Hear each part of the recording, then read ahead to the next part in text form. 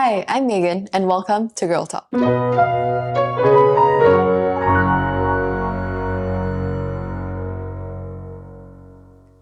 In this enlightening episode, we're diving into the world of breastfeeding, an incredible journey that not only nourishes our little ones, but also plays a vital role in maternal health. To guide us through this important conversation, I'm thrilled to announce our expert guest for today, Mrs. Doris Falk. With her wealth of knowledge and experience, she'll help us navigate the ins and outs of breastfeeding, debunk common myths, and answer all of your pressing questions. Don't forget to like, subscribe, and share Girl Talk on all your favorite social media platforms. Now, it brings me great joy to introduce our guest, Mrs. Doris Falk. Mrs. Doris Falk is the first Singaporean to become an international board-certified lactation consultant. For more than 40 years, she has been blazing the trail for breastfeeding mothers, having started a support group, training as a breastfeeding counsellor, and then becoming professionally certified. Besides being a pioneering advocate and prominent voice in the scientific community, she's the first Asian to be designated Fellow of the International Lactation Consultants Association and has brought certification exams to Singapore and Asia. Currently, she is the Lactation Consultant Fellow at the Department of Neonatology at the Khoo Teck Puat National University Children's Medical Institute of the National University Hospital, which is part of the National University Centre for Women and Children. NUWOC is a specialist centre that aims to empower women, children, and their families to lead healthier lives. So hi, Mrs. Doris. Yes. Nice to meet you. So I guess maybe our first question, just to find out a little bit more about you. Yes. What made you become a lactation consultant? I think I was quite appalled by the misinformation I was given when I first started my breastfeeding journey. I see. Yeah, so that was a shock to my system and a struggle, to get breastfeeding going initially. But later, I got curious, as to how other people survived that journey. So I got involved with a group and set up a group in my new neighborhood, and I learned that everyone's had their struggles. I think the main thing was the amount of misinformation was amazing. So that led me to want to train more and understand what is happening. And later on, as I got more and more involved with it, we were getting involved with the training of health professionals. Yeah. Wow, thank you for sharing that incredible journey. I'm sure, from what we know, it's been 40 years of amazing work that you've done so far. Thank you. Yes. It's So- so fast. Yeah. In that case, shall we dive right into it then? Sure. Okay, so I guess to the very first question, when you were talking about the why of breastfeeding, Yes. would you like to share with us why breastfeeding is so important? As a mother, I wanted to breastfeed because to me, it was a natural thing. It gives you a sense of satisfaction when you see the baby growing. So the maternal instincts kick in, right? But I think the other thing that I didn't realize was the kind of protection for myself in my womb, because it's a natural child spacing kind of activity. But it also helps me to reduce the chances of cancers. This is what I learned later, breast and ovarian cancer. Yeah. And in our studies in Gastro, we also learned about how it protected those with GDM, you know. Right. And so the more they breastfeed, the longer, the better. Thank you for sharing that with us. And so, actually, between this whole concept between breast milk and, say, the wide variety of formula milk that's available now, how does breast milk differ from that? I do not think that is ever possible. I think it's an absurd idea to think that formula can ever replace breast milk. So the composition is one thing, and the source, the freshness. And what we have found is that every time you feed the baby, the breast milk change in order to facilitate the baby's growth and development, or to enable the baby to be able to cope with whatever the mother and baby encounter in their environment. Right. Let's say there's a germ A in the environment.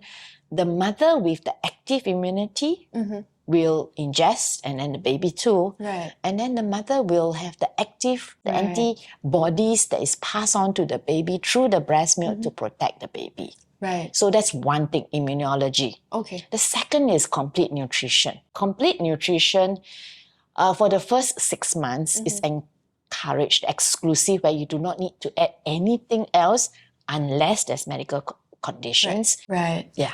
So I guess the difference between those two things summarized would be, number one, the nutritional value, that it's completely tailored to your baby. And number two, really the immunological things, where it's specifically created to protect your baby from the infections that the mother has. Yes. So in knowing that breast milk is actually superior to formula milk, then I guess I'm diving straight into the next part of actually learning how to breastfeed. As a lactation consultant yourself, what do you say is the most common misconception that moms have about the actual process of breastfeeding? I think a lot of them are very worried about having enough milk. So we need to deal with that kind of misinformation. I see. Because what we have found is that if you have a perfectly healthy, well baby, even within the first 3 days or 72 hours, the baby will still be able to survive because they have reserves. Right. Okay, the caveat is well baby. And so the first 3 days, what does the mother do?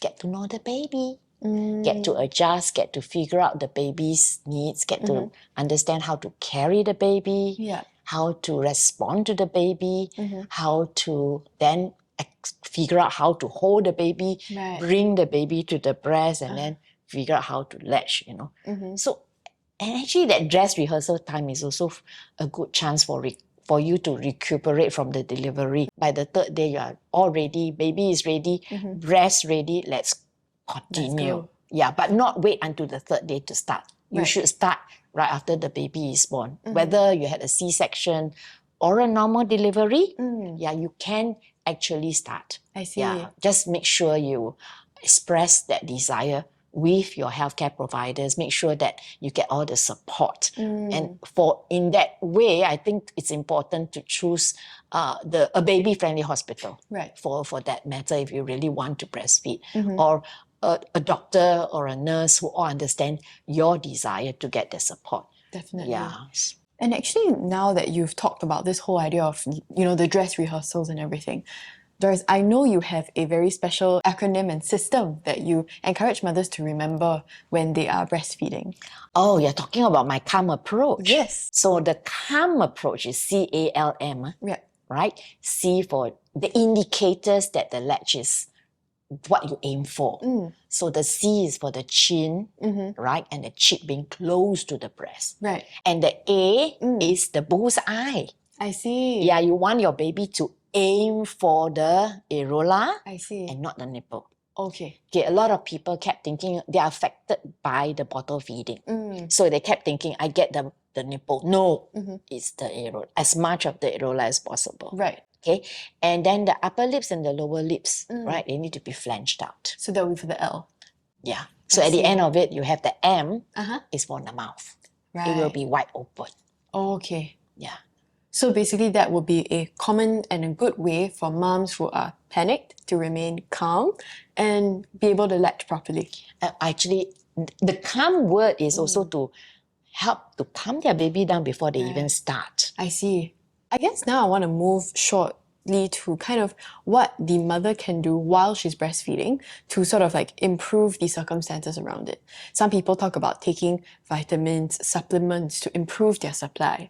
Well, I think among the medical people, there's a tendency to want to use the drugs because there's the controls in the studies. So that's one. At the end of the day, the most important thing that we think lactation management is the most needed. So you do early breastfeeding in a hospital, skin to skin, then establish your breastfeeding as soon as possible, and then extend your breastfeeding as long as you can. I see.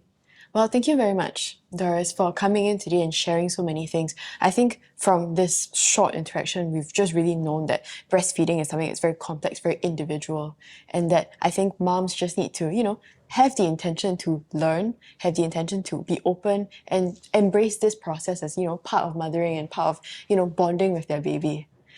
Yeah, to want to be open to learn, and I think to have a community of people who have done it, to have a buddy, breastfeeding buddies, and to have people to talk to ensure your significant others all understand your need to want to breastfeed, to get their support. Yeah, and also to find a doctor or a nurse that you trust, that you can look to, if Right. anything happens.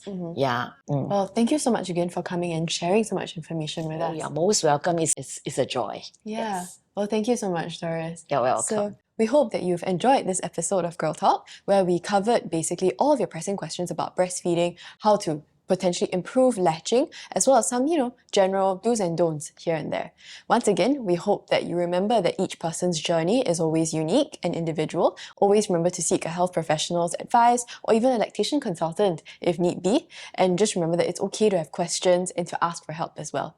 So once again, I'm Megan. Thank you very much for coming to our Girl Talk. Hi, thanks for watching this episode of Girl Talk.